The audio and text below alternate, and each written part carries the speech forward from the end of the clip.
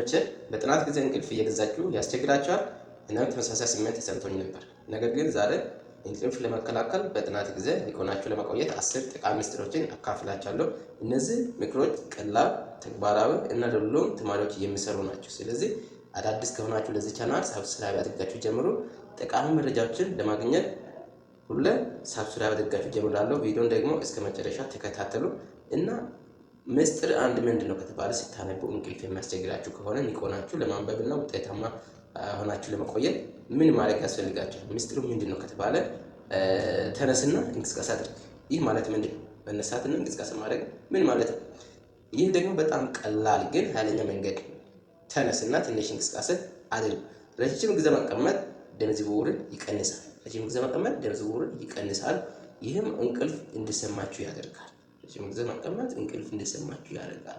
ለ5 ደቂቃ የሚቆይ ፈጣን የመለወጥ እንቅስቃሴ ወይም መዝለል ልምድ አእምሮን ያነቃቃል ማለት ነው። ይህ አንደኛ ምስጢር ምንድነው ከተባለ መነሳትና እንቅስቃሴ አድርጉ። ስታነቡ እያነበባችሁ ከሆነ ወይም የምታጠኑበት ሰዓት ድብርት እንዳይሰማችሁ እና ረጅም ጊዜ መቀመጥ ብዙ ወደ ቦሪንግ ውስጥ ስለሚያስገባ እንቅስቃሴ ማድረግ ቢያንስ 5 ደቂቃ እንቅስቃሴ ማድረግ በጣም ለውጥ ያመጣል። እንቅልፍን ደግሞ ይከላከላችኋል ማለት ነው። ሁለተኛው ምስጢር ነግራችሁ። ሁለተኛው ምስጢር ምንድነው ከተባለ እያነበባችሁ ብዙ ጊዜ ንቆናችሁ ለመቆየት የሚያግዛችሁ ምስጢር ውሃ ጠጡ። ውሃ መጠጣት በጣም ትልቅ ወይ ቀዝቃዛ ውሃ ማለት ነው። ቀዝቃዛ ውሃ ጠጡ።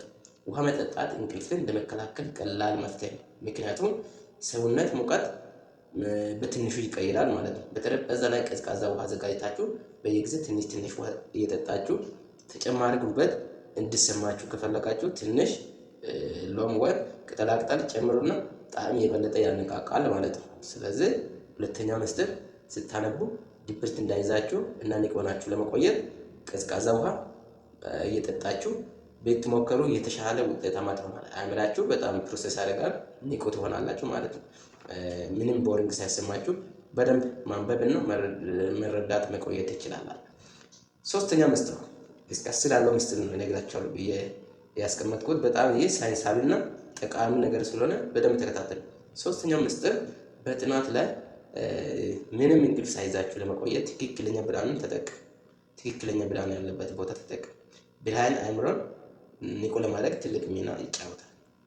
ደግሞ ደብዛዛ ብርሃን እንቅልፍ እንዲሰማችሁ ያደርጋችኋል ማለት ነው። ብርሃን ካለ አእምራችሁን ንቁ ያደርጋል። በብርሃን ውስጥ ስታነቡ ማለት ነው።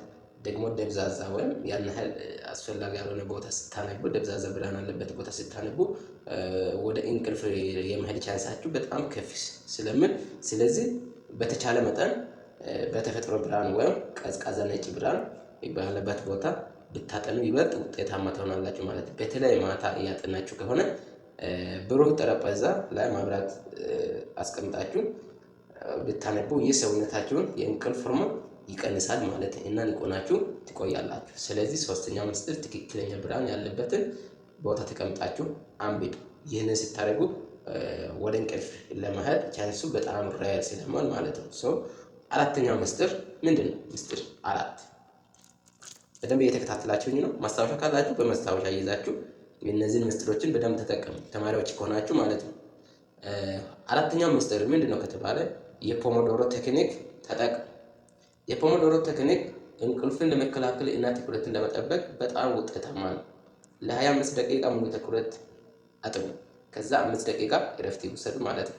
ይሄ የፖሞዶሮ ቴክኒክ ማለት እንደዛ ነው። የተወሰነ ታይም አንባችሁ የተወሰነ ታይም እረፍት መውሰድ ማለት ፖሞዶሮ ቴክኒክ በጣም ውጤታማ የሚያደርግ መተድ እና 5 ደቂቃ እረፍት ውሰዱ።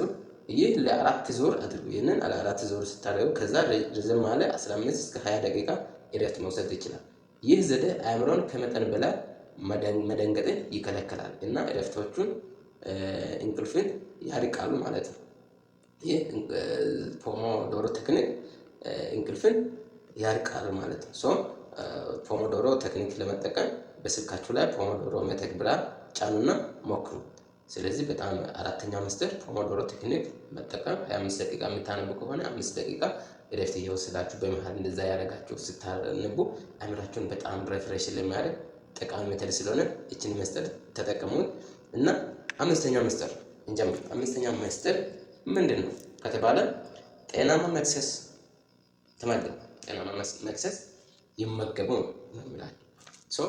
ባዶ ሆድ ላይ ማጥናት ወይም መማር እንቅልፍን ያበረታታል። ምንም ሳትበሉ ማንበብ በጣም የመተኛት ቻንሳችሁ በጣም ከፍ ስለምን ባዶ ሆድ ላይ ማጥናት እንቅልፍን ያበረታታል። ነገር ግን ከባድ ምግቦች ደግሞ በጣም ከባድ ምግቦች ደግሞ ያደክማል ማለት ነው። ሁለቱንም በደንብ ጥንቃቄ ብታደርጉ። ባዶ ሆድ ማጥናት ወደ እንቅልፍ ያበረታታል፣ ደግሞ ከባድ ምግቦችን በጣም ወደ እንቅልፍ ያበረታታል ማለት ነው። ስለዚህ ቀላል የሆኑ ጤናማ መክሰስ ምረጥ። እንደ ለምሳሌ ሙዝ፣ ላውዝ አይነት ነገር፣ ካሮት፣ እነዚህን ምግቦች ተፈጥሯዊ ኃይል ይሰጣሉ ማለት ነው እና አእምሮን ንቁ ያደርጋል። ከመጠን በላይ ስኳር ያላቸው መክሰስ ወይም ቡና ከመጠጣት ተቆጠቡ። ምክንያቱም እነዚህ ኃይልን ሊያመጹ ይችላሉ ማለት ነው። ሊያማጦች ስለሚችሉ በደንብ እነዚህ በጥንቃቄ ጤናማ ምግብ ላይ በደንብ መርጣችሁ ብትመገቡ እንቅልፍን በጣም ይከላከላቸዋል። ስታነቡ ማለት ነው። እንቅልፍ አስፈላጊ ቢሆንም ስታነቡ እንቅልፍ የሚያስቸግራችሁ ከሆነ ጤናማ ምግብ በጣም ወሳኝነት አለው። ከበድ ያሉ ምግቦችን ጥንቃቄ ማድረግ፣ ደግሞ በባዶ ሆድ ማንበብን ጥንቃቄ ማድረግ፣ ሁለቱንም በደንብ መጠንቀቅ፣ ምን መብላት ወይም መጠቀም እንደሚያስፈልጋችሁ በደንብ መርጣችሁ ብትጠቀሙ የተሻለ ውጤታማ መሆን ትችላላችሁ። ስድስተኛው ምስጢር ስታነቡ እንቅልፍ የሚያስቸግራችሁ ከሆነ እንቅልፍን ለመከላከል ስድስተኛው ምስጢር ምንድን ነው ከተባለ ማስታወሻ በእጅ መጻፍ። በእጅ መጻፍ አእምሮን የበለጠ ያነቃቃል ማለት ነው። የእጅ እንቅስቃሴ እና ትኩረት እንቅልፍን ይከላከላል እና የተማራችሁትን ነገር የተሻለ ለማስታወስ ይረዳችኋል። በእጅ ስትጽፉ ማለት ነው። አንዳንድ ቁልፍ ነጥቦችን በወረቀት ጻፉ ወይም የአእምሮ ካርታ ማይንድ ማፕ ሳብ። ይህ እንቅልፍን ብቻ ሳይሆን ፈጠራንም ያበረታታል ማለት ነው። ስለዚህ ማስታወሻ በእጅ እየጻፋችሁ ስታነቡ በጣም ንቁ እንድትሆኑ ስለሚያደርጋችሁ ደግሞ ማይንድ ማፕ ክሬት እንድታደርጉ ስለሚረዳችሁ ማስታወሻ ይዛችሁ በእጅ እየጻፋችሁ በዛ መተድ በዛ ታይም እንቅልፍ ከእናንተ ይርቃል ማለት ነው። ማይንዳችሁ ደግሞ አክቲቭ ሆኖ በንባብ ላይ ይቆያል፣ ምንም ወደ ድካም ውስጥ ሳይገባ። ሰባተኛው ምስጢር 10 ምስጢር ነው ሼር የሚያደርጋችሁ። ሰባተኛው ምስጢር እንቅልፍን ለመከላከል ምንድን ነው ከተባለ እስትንፋስ ቴክኒኮችን ሞክሩ። እስትንፋስ ቴክኒኮች ምንድን ነው? እንዴት አድርገን እንሞክራለን? በጥናት ጊዜ እንቅልፍ ከሰማችሁ ቀላል እስትንፋስ ቴክኒኮችን ሞክሩ። ለ4 ሰከንድ እስትንፋሱን ያዙ። አይናችሁን ጨፍናችሁ ለ4 ሰከንድ እስትንፋሱን ያዙ። ከዛ ለ6 ሰከንድ በአፍ ቀስ ብላችሁ አፋችሁን ከፍታችሁ ያንን እስትንፋስ የያዛችሁትን ቀስ ብላችሁ ልቀቁ። ይህ ኦክሲጅን ፍሰትን ወደ አእምሮ ይጨምራል ማለት ነው። እንደዛ ስታደርጉ የኦክሲጅን ፍሰትን ወደ አእምሮ ስለሚጨምር እና ንቁናችሁ ትቆያላችሁ በዛ ታይም ማለት ነው። ስለዚህ እስትንፋስ ቴክኒኮችን መሞከር በጣም የሚበልጥ በጥናት ላይ እንድትቆዩ ንቁናችሁ እንድታነቡ ደግሞ የተሻለ ውጤት ለመስራት ንባብ ላይ የተሻለ ጊዜ ለማሳለፍ በጣም ይረዳችኋል። ስለዚህ እስትንፋስ ቴክኒኮችን መሞከር መጠቀም በጣም አስፈላጊ ነው። እስቲ እናንተ እስከ 10 ከመዳችን በፊት ኮሜንት እነዚህ ሲስተሞችን ትጠቀማላችሁ ተጠቅማችሁ ታውቃላችሁ? ኮሜንት ላይ አስቀምጡኝና እስቲ ንገሩኝ ሀሳባችሁ። 8ኛው ምስጢር ምንድን ነው ከተባለ በንባብ ላይ ለመቆየት በጣም ምስጢርና በጣም ውጤታማ የሚያደርግ መጠን ምንድን ነው ከተባለ ተነሳሽ ሙዚቃ ወይም የጀርባ ድምፅ። ይህ ምንድን ነው? ሙዚቃ እንቅልፍ ለመከላከል ይረዳል። እንደ ክላሲካል ወይም የአካባቢ ድምፆች፣ ዝናብ ምናምን እንደዚህ አይነት ነገሮች ምረጥ። ይህ እንቅልፍን ይከላከላል።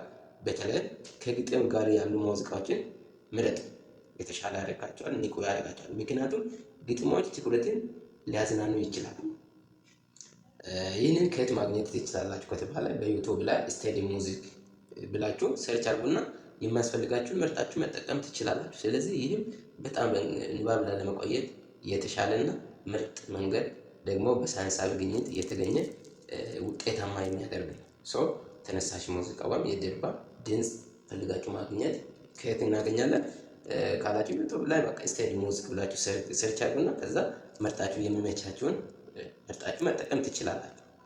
9ኛው ምስጢር ምንድን ነው? 9ኛው ምስጢር በንባብ ላይ ለመቆየት ግቦችን በግልጽ አውጡ። ግቦችን ማዘጋጀት ሁሉም ነገር ወሳኝነት። እንቅልፍ ብዙ ጊዜ ዓላማ በማጣት ይመጣል። አንዳንድ እንቅልፍ ማታ መደበኛ ጊዜ ይኖረናል። ቀንም ቢሆን የተወሰነ ጊዜ ለእንቅልፍ የምንመድበው ሰዓት ወይ እረፍት ለማግኘት የምንመድበው ጊዜ ሊኖረን ይችላል። ነገር ግን በንባብ ጊዜ የሚይዘን እንቅልፍ ጊዜ ብዙ ጊዜ ዓላማ በማጣት የሚመጣ ነገር ነው። ስለዚህ በጥናት ጊዜ ግልጽ ግቦችን አውጡ። ለምሳሌ ዛሬ ይህንን ምዕራፍ አጠናቅቃለሁ ወይም ለ50 ገጽ 50 ያህል ገጽ አነባለሁ ብለህ ግልጽ ሆነ ግብ አስቀምጥ ማለት ነው። ትናንሽ ግቦችን እያስቀመጥ የተሻለ ውጤታማ መሆን ትችላለህ። ደግሞ እንቅልፍን ማራቅ ትችላለህ ካንተ ማለት ነው። ይህ ደግሞ ተነሳሽነትን በደንብ ውጤታማ ያደርጋል። ደግሞ እንቅልፍ እንዳይዝህ አእምሮ ንቁ ሆኖ እንዲቆይ በጣም ይረዳሃል። ስለዚህ ግልጽ የሆነ ግብ አወጥተህ በዛ መንገድ ተጠቀም፣ በዛ መንገድ አንብብ። እንቅልፍ የሚይዘን በንባብ ግልጽ ሆነ ግብ ባለመኖሩ የሆነ በተነሳ ምክንያቱ። ስለዚህ ዛሬ ይህንን ያህል ፔጅ አነባለሁ፣ ይህንን ቻፕተር አነባለሁ ብለህ ግብ አስቀምጠህ ከተነሳ ምንም አይነት እንቅልፍ ሊይዝህ አይችልም ማለት ነው። እና አስረኛውና የመጨረሻው ምስጢር ምንድን ነው ከተባለ ከጓደኞቼ ጋር አጥና። ይህ ምንድን ነው? እንዴት ማጥናት ይቻላል? ብቻው ማጥናት ምን ያደርጋል? ከጓደኞች ጋር ማጥናት ምን ጥቅም አለው ከተባለ ብቻው ማጥናት አንዳንድ ጊዜ አስለቺ ሊሆን ይችላል። ይህም እንቅልፍን ያበረታታል ማለት ነው። ከጓደኞች ወይም ከቡድን ጋር ማጥናት አእምሮን ንቁ ያደርጋል። ተራ በተራ ጥያቄ የተጠያየቃችሁ ብታነቡ ይህ ተግባር እንቅልፍን በሩቅ ያስቀምጣችኋል። እንቅልፍ አይዛችሁም በዛ ተራ ማለት ነው። ስለዚህ ኦልሶ በመስመር ላይ የጥናት ቡድኖችንም መቀላቀል በጣም ጥሩ አማራጭ ስላለው በመስመር በኦንላይን ላይ በጥናት ግሩፕ ተቀላቅላችሁ ማንበብ ትችላላችሁ። ደግሞ በዛ ታይም ምንም ድብርት ሳይኖራችሁ አንብባችሁ የፈለጋችሁትን ያህል ውጤት መስራት ትችላላችሁ። ምንም አይነት ቦሪንግ አይዛችሁ። ይህ ቪዲዮ በጣም ለእናንተ መፍትሄና አማራጭ ያለው ነገር ይዟችሁ እንደመጣ ምንም ጥርጣሬ የለኝም። ስለዚህ እነዚህ ውስጥ የትኛው መጀመሪያ መሞከር እንደምትፈልጉ በአስተያየት ክፍል አስቀምጡ። እነዚህ ከ10 ምስጢሮች ውስጥ የትኛው በመጀመሪያ መጠቀም እንደምትችሉና እናንተ ከዚህ በፊት የምትጠቀሙትን አማራጮችን እስቲ በኮሜንት አሳውቁ። በጥናታችሁ ውስጥ ስኬታማ ሁኑ። በሚቀጥለው በሌላ ቪዲዮ እስከምንገናኝ በሰላም ያገናኘን። ቴንክ ፎር ዋቺንግ